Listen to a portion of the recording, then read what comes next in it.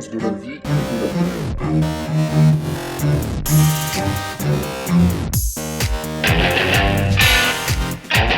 Sciences de la vie et de la terre.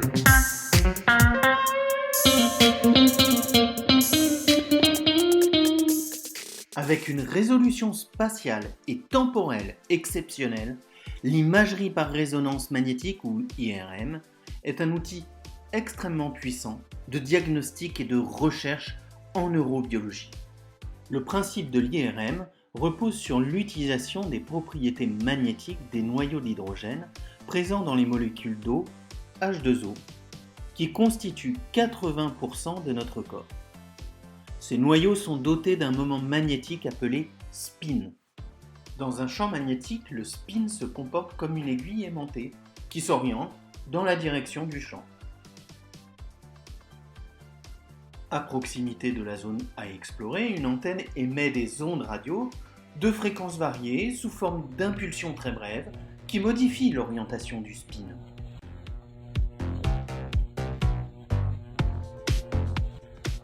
À la fin de chacune des impulsions, le spin retourne spontanément à sa position initiale en émettant une onde de la même fréquence que celle qui l'a désorienté. On dit que le noyau entre en résonance, d'où le nom d'IRM, imagerie par résonance magnétique. L'onde émise est enregistrée par l'antenne.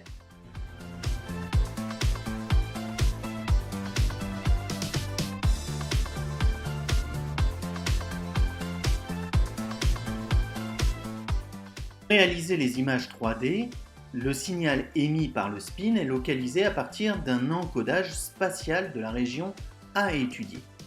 La nature du tissu dans lequel les noyaux d'hydrogène baignent, la matière grise, le sang, est déduite de la durée de retour des spins à leur état initial.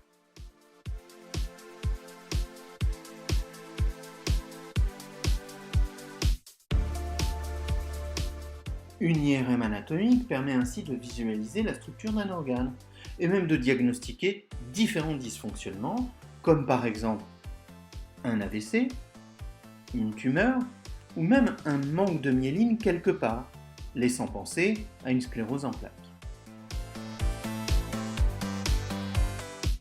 Une IRM fonctionnelle est utilisée quant à elle pour suivre en temps réel des aspects du métabolisme comme le toucher, la motricité des doigts, la parole, la lecture, qui se traduisent par toujours une augmentation du débit sanguin dans certaines aires du cerveau qui sont plus actives.